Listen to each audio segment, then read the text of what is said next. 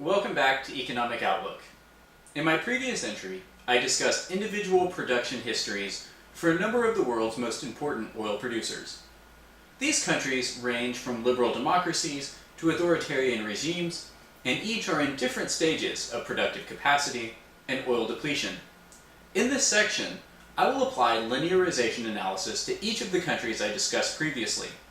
In some cases, linearization will be very successful in helping us to understand when these countries may reach peak production or how much room they have left to grow.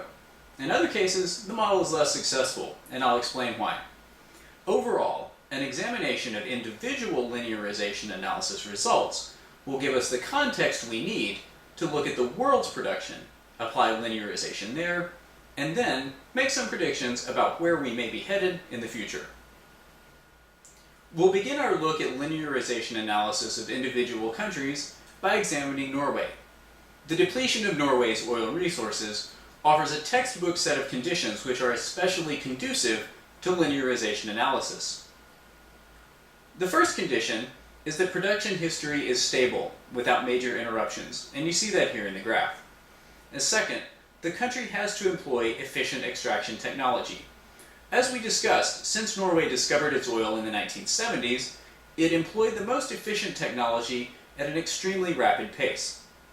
The third condition is that the production history is lengthy enough to establish a linear relationship or constant slope between PQ and Q. I would encourage you to look at part 2 of my series for a refresher on these terms if you're not sure what they mean. The fourth condition is that the model presents a believable URR number, and annual production relatively matches the model's estimates. And again, we'll see that here. The viability of linearization depends upon an accurate estimate for the URR, or ultimate recoverable resource. And this estimate comes from the slope of PQ over Q. The accuracy of PQ over Q depends on the stability of the production history, since all the information for the model originates from annual production data.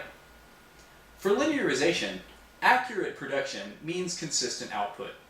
When war or political manipulation hinder production, the true productive capacity of the country is hidden behind artificially low production numbers. Similarly, if a country is using outdated extraction technology, it will not produce up to its full capacity. This lowers production numbers relative to the amount of oil in the ground and complicates model building. Norway's oil production meets all of these criteria. Norway's domestic and North Sea production grew rapidly until the late 1990s. The country employs state-of-the-art extraction technology and has avoided disruptions. These factors yield a more credible linearization model. Historical production numbers closely follow the model's predictions. The model reveals a URR of 27.4 billion barrels, and a logistic productive peak in 2001 at 1.18 billion barrels annually. The actual peak occurred around this same time period at almost identical levels. The country now appears to be in irrevocable decline, having consumed 77%, or 21.2 billion barrels, of its total oil in place. It will likely produce only half of its peak volume in 2010 and 1/6 of its peak in 2020. This decline in production is striking. In less than 20 years, Norway will have consumed over 96% of its URR, and its annual production will have dropped to below 0.2 billion barrels annually.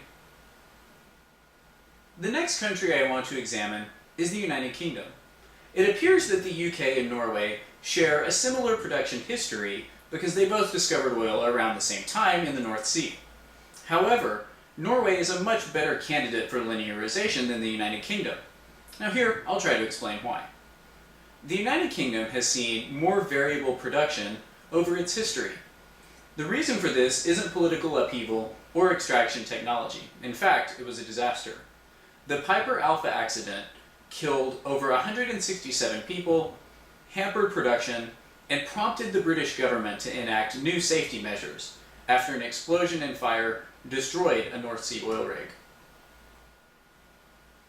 The United Kingdom's oil production rapidly declined from 1986 after the accident through 1989. but it quickly rebounded from 1990 to 1994.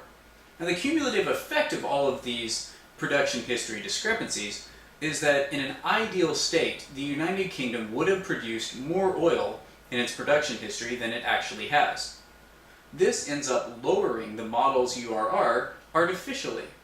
In fact, the United Kingdom could have produced more oil if the Piper Alpha accident had not occurred. Because it did, and it affected productive history, the linearization model is less accurate.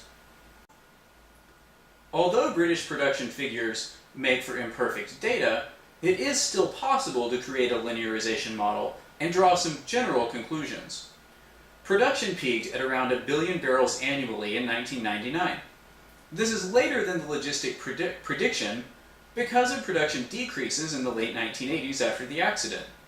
Interestingly, the decline from the peak has followed the logistic estimate more closely. And British officials believe that production will fall to 1/3 of its peak levels in 2020. The logistic estimate is even more pessimistic. It estimates that the UK will produce only 0.21 billion barrels of oil in 2020. The specificity of a country's linearization model's predictions correlate to the quality of its production figure inputs. This is a critical point. Countries like Norway and the United States have almost perfect production data. Their models will generate directional insight, for example, the statement, "Norway is well beyond its peak production." And it can be used for rough production estimates in the future. So we could say, for example, the United States will likely produce about 1.48 billion barrels of oil in 2010. Note that production estimates are still subject to change.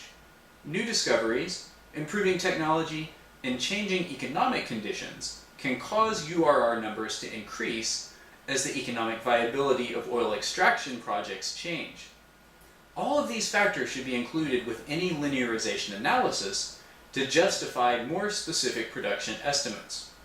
The United Kingdom is the perfect example of a country for which directional predictions are most appropriate. The model shows that the country's production is probably in terminal decline.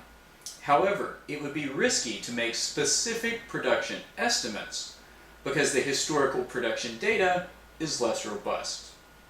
Even with imperfect production data, the model still makes a compelling case that the country is well beyond its peak production, and official statements echo this idea. The quality of production numbers will be an important theme for many of the countries we'll discuss in my next entry. Thanks for joining me here at Economic Outlook, and next time we'll look at the production histories of countries like China, Canada, Russia, Saudi Arabia, and the rest of the Middle East to determine whether or not they're good candidates for linearization. I'll see you next time. Thanks.